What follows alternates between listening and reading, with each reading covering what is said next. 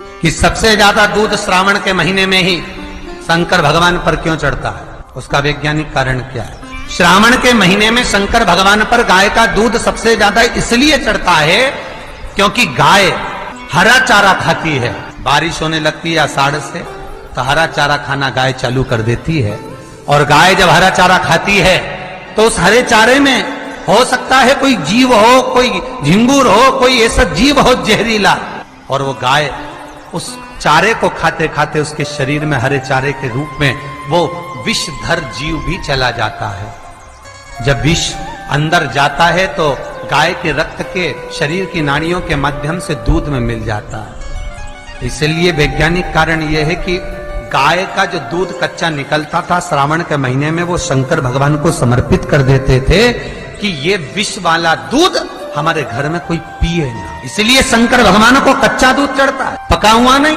क्योंकि कच्चा दूध अगर श्रावण के महीने में हम पिएंगे तो हो सकता है उसमें कोई जीव हो और वो हमारे भीतर जाए, विष उत्पन्न कर दे।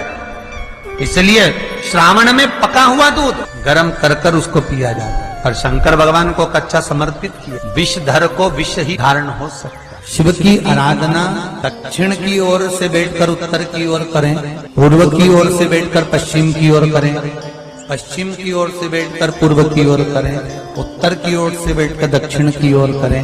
शिवलिंग तो चारों तरफ से गोल है, उसका फल क्या क्या है? प्रश्न अच्छा है, प्रश्न बहुत अच्छा। पूर्व से पश्चिम की ओर, पश्चिम से पूर्व की ओर। अगर मान लो शिवालय में आप जा रहे हैं, आपका मुख पूर्व की ओर है, आप शंकर जी की आराधना कर रहे हैं, तो वो भाग भगवान शंकर पार्वती जी के साथ स्वीकार करते हैं। आप जो मांग रहे हैं वो मिलेगा, प्राप्त होगा। आपका मुख अगर पश्चिम में आप जाकर बैठ रहे हैं और पूर्व का मुख है तो आपको मिल रहा है। और पूर्व से पश्चिम की ओर यदि आपका मुख है और आप भगवान को कुछ दे रहे हैं तो वहां शंकर पार्वती और गणेश का स्मरण चढ़ाओगे, मिलेगा। उत्तर से दक्षिण की ओर मुख कर कर बैठकर आप शिव की आराधना कर रहे हो, कार्तिकेय, गणेश, पार्वती, शिव को प्राप्त कर रहे हो। आपका दिया गया भाग पितरों को भी प्राप्त होगा। पर जब हम दक्षिण में बैठकर उत्तर की ओर मुख कर कर भगवान शंकर की जब आराधना करते हैं तो केवल शंकर पार्वती या गणेश और कार्तिकेय नहीं, शंकर भगवान की अशोक सुंदरी, 5 कन्या, जया, विषहरा, सामरी, वारी, गौतली, देव और शंकर भगवान के जितने गण हैं और भगवान शंकर के दरवाजे पर रहने वाले द्वारपाल हैं, भगवान शंकर के उस जलाशय के सम्मुख में 33 कोटि जो देवता हैं, वो जब हम एक बेलपत्र भी अगर उत्तर की ओर मुख कर कर भगवान शिव को समर्पित करते हैं तो वो सारे देवताओं को स्वीकार हो जाती है और वो कार्य तुरंत सफल हो। दक्षिण की ओर, दक्षिण में भगत बैठता है, उत्तर की ओर जलाधारी रहती है। महाराज देखिए कितनी विचित्र लीला है। पंडित जी आपको पूजन करने बिठाएंगे तो कहेंगे पूरा पश्चिम में बैठो, पंडित जी अगर बिठाएंगे तो कहेंगे पूरा पश्चिम में बैठो। पर शंकर का अनुमोदन करने वाला, शिव का स्मरण करने वाला, शंकर की पूजन करने वाला, शंकर को जल चढ़ाने वाला अगर वो पूर्व में बैठकर चढ़ा रहा है, पश्चिम में बैठकर चढ़ा रहा है, उत्तर में बैठकर चढ़ा रहा है, उसका फल मात्र 25% है। और शंकर को अगर दक्षिण में बैठकर उत्तर की ओर मुख कर जल चढ़ा रहा है तो उसका पुण्य 1000% है महाराज। उसका पुण्य आनंद में प्राप्त हो जाता है, उसको कम नहीं हो सकता, वो बढ़ उसमें कमता नहीं रहता। एक प्रैक्टिकल करके देखना, छोटा सा प्रैक्टिकल, छोटा सा है। मान लो किसी व्यक्ति को बहुत तेज बुखार आ रहा है, बहुत तेज बुखार है, कोई बच्चा है, कोई बड़ा है, और उसको बहुत तेज बुखार आ रहा है। अब आज के जमाने में बुखार कोरोना के चक्कर में भी है, वो भी ध्यान रखना हो।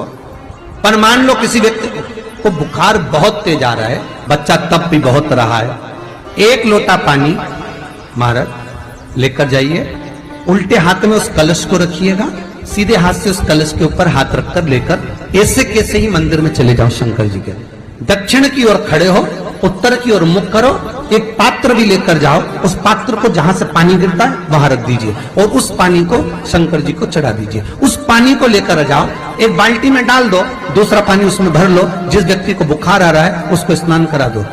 15 से 20 मिनट के बाद में, 20 मिनट भी जान दो, अगर आपको लगता है कि शरीर ठंडा हो गया और आधे घंटे बाद उसको फिर आप टेम्परेचर नापेंगे, बुखार धीरे धीरे समाप्ति की ओर आ जाएगा, बुखार टिकेगा नहीं उसके शरीर। तांबे का लोटा जिसका मुख छोटा हो, गला लोटे का मुख छोटा हो, ऐसे लोटे से जब हम भगवान का अभिषेक या पूजन करते हैं तो उससे बीमारी समाप्त होती है, रोग छिन्न होता है। तांबे के लोटे से शंकर भगवान को दूध चढ़ाना चाहिए, नहीं चढ़ाना चाहिए? शास्त्र कहता है तांबे के लोटे से दूध चढ़ाने से पूत छिन्न होता है, इसलिए तांबे के लोटे से दूध ना चढ़ाएं। अगर दूध चढ़ाना है तो स्टील का पात्र ले लें, चांदी का पात्र ले लें, आदि दूसरे पात्र ले लें, पर तांबे के पात्र से दूध ना चढ़ाएं। फिर तुलसी के गमले में पानी बिना नहाए नहीं डालना चाहिए क्या?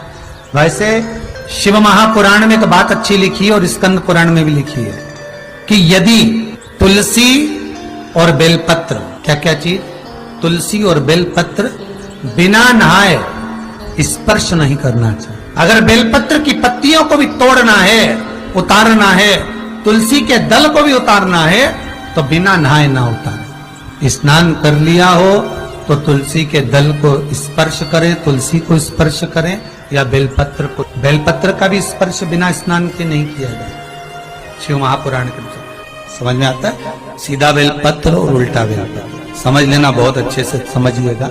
शिव जी के सम्मुख में शंकर भगवान के शिवलिंग पर जब बेलपत्र चढ़ता है तो बेलपत्र का जो सीधा भाग होता है वो शिव जी के शिवलिंग पर होना चाहिए, उल्टा भाग ऊपर होना चाहिए। बहुत ध्यान से समझना हो। जब नंदीश्वर को बेलपत्र चढ़ाते हो, नंदी जो बाहर होता है उसको बेलपत्र चढ़ाते हो, तो नंदी को दो जगह बेलपत्र चढ़ती है, आपको ध्यान में होगा। पहली बेलपत्र नंदी को जब चढ़ती है तो नंदी के सामने चढ़ती है, तो उसका बेलपत्री का जो डंडी का मुख है वो नंदी की ओर होता है और बेलपत्री की पत्ती का मुख शंकर जी की ओर होता है। समझ में आ रहा है सबको?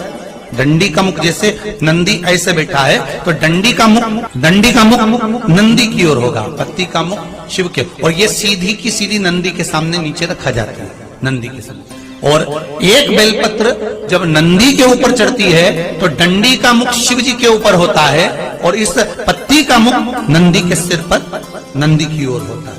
ये दोनों में बहुत अंतर है ना। जैसे कोई बच्चा कोई कंपटीशन एग्जाम के लिए जा रहा हो या कोई परीक्षा देने के लिए जा रहा हो, पढ़ाई करे, स्मरण करे, तैयारी करे, वो अपनी जगह पर है। और ऐसा नहीं होता कि बच्चे पढ़ते नहीं है या तैयारी नहीं करते हैं। इसके बाद भी अगर उनका इंटरव्यू पास नहीं होते या एग्जाम में पास नहीं होते तो उसके लिए ये दोनों बेलपत्री बड़ी काम करती है। बहुत ध्यान देना। जो नंदी के सामने बेलपत्र रखकर जाना, शिव जी के सम्मुख में बेलपत्र रखकर जाना, मतलब नंदी के सम्मुख में जब रखाएगी तो डंडी, जम के बोलिए, कहां होना चाहिए?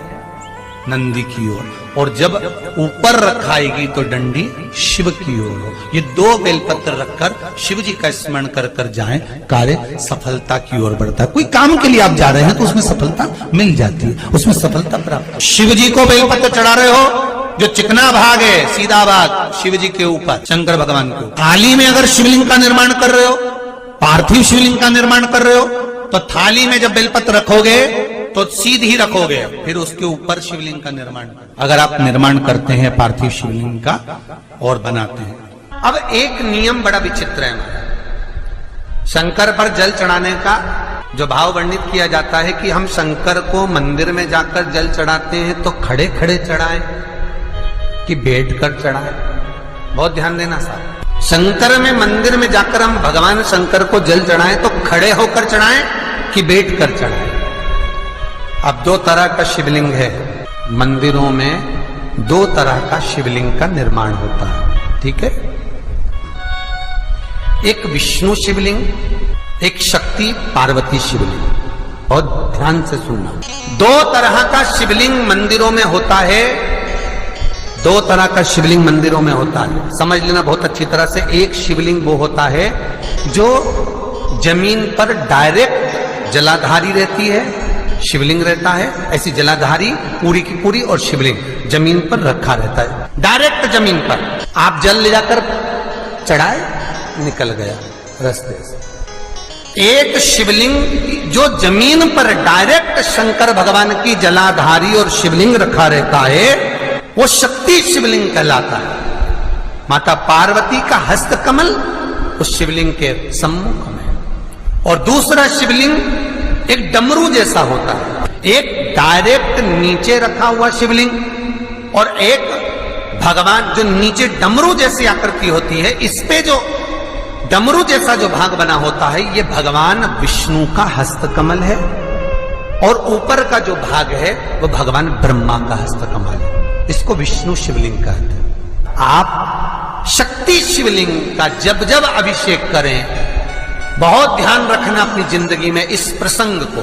जो शक्ति शिवलिंग हो उस पर जब भी जल चढ़ाना तो बैठकर चढ़ाना। शक्ति शिवलिंग पर जब भी जल चढ़े, भले शिवलिंग कितना भी ऊंचा हो,